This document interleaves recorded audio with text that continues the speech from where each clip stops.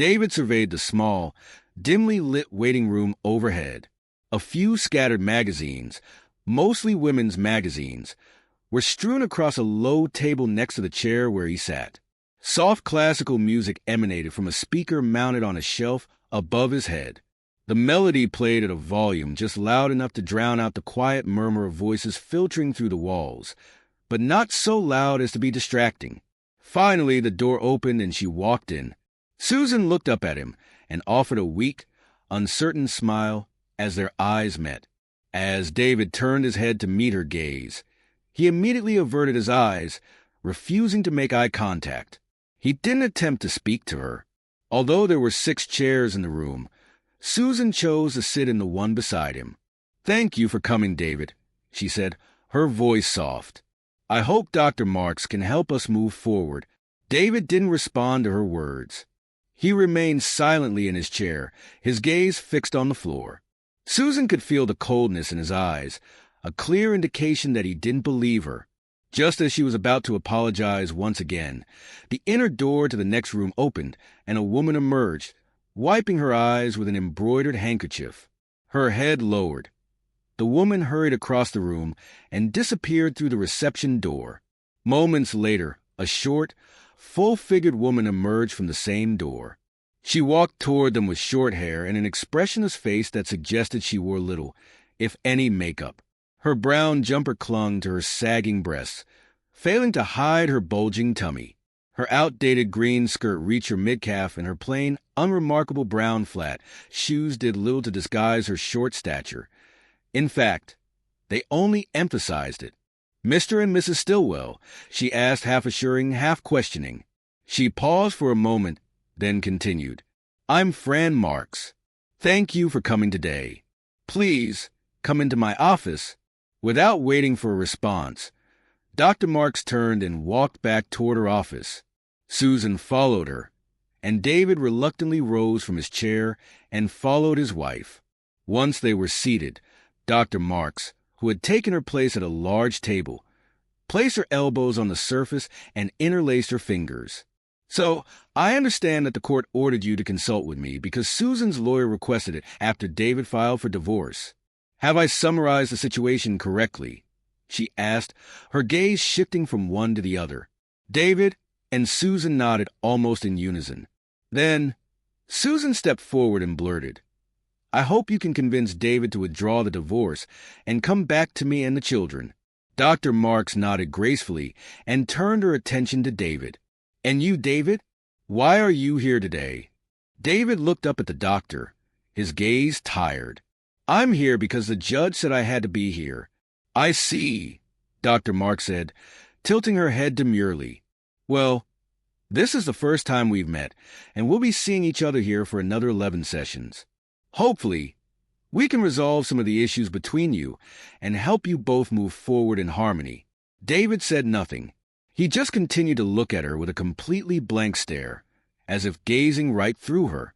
Fran Marks sighed quietly, her attention shifting back to Susan. "All right, Susan," she said. "Why don't you tell me the purpose of your coming here?" Susan eagerly entered the conversation. "I want David to stop this stupid divorce and come home." "I don't want a divorce. His parents, my parents, our children, and our friends all agree that he should stop this divorce and come back to his family, back to our home." Dr. Marks turned to David. "It seems that literally everyone who knows you believes you should not divorce your wife. Tell me, David, what made you file for divorce?" David's voice was soft but firm as he replied. "She said she didn't love me anymore, and I can't be married to a woman who doesn't love me." Susan snorted loudly from her seat. "That's not true. I never said I didn't love him. In fact, I told him many times that I love him." Dr. Marks turned back to David. "If Susan says she still loves you, why don't you believe her?" David glanced at Susan with visible disgust before looking back at the doctor. "Actions speak louder than words," he said shortly. "But I didn't do anything." Susan was on the verge of tears. David crossed his arms over his chest. "Bye," he said, his tone even colder, narrowing his eyes. Fran raised her eyebrows in confusion. "I need you to explain this to me, David. David raised his left wrist, glancing at his Apple Watch. He tapped it expressively with his right index finger before speaking. It was 5 weeks ago, Friday night. I came home from work and he jerked his chin toward his wife, was sitting at the kitchen table with a glass of wine, waiting for me. It took me about 20 seconds to realize something was wrong. She said we needed to talk and asked me to sit at the table. I poured myself a small drink and sat across from her. She then informed me that she had already agreed to a date with another man and was going out with him the next night. Not only that, she said that if the date went well and she liked everything about it, she might not come home until Sunday morning. Dr. Marks listened intently, and David continued, "So, Dr. Marks, that was the news waiting for me at home on Friday night. I may not be the sharpest tool in the shed, but even I could figure out what that meant. In that moment, I realized that if my wife was planning to spend the night with another man, it meant she no longer loved me." Susan whined again, "But I didn't do anything. I didn't go on a date, and I didn't sleep with anyone. And yet you left me and filed for divorce, even though I did nothing.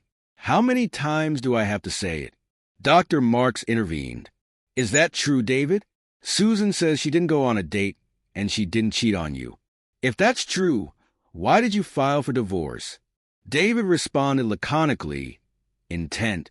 "Intent?" Dr. Marks asked, puzzled. David nodded. "Exactly. Her intention was to sleep with some guy, and she expected me to just let her. After I packed up and left, she now claims she canceled the date and has been trying to find me all weekend." Dr. Marks raised her eyebrows. "Do you have any reason to believe that's not true?" "I don't know, and it doesn't matter," David replied bitterly. "All I know is that she definitely intended to sleep with some guy because I wasn't enough for her anymore." "I never said that." Susan shrieked. David responded coolly, "You didn't have to say it verbally. Your intention screamed it right in my face, humiliating me." Dr. Marks intervened, attempting to end the altercation and regain control of the situation.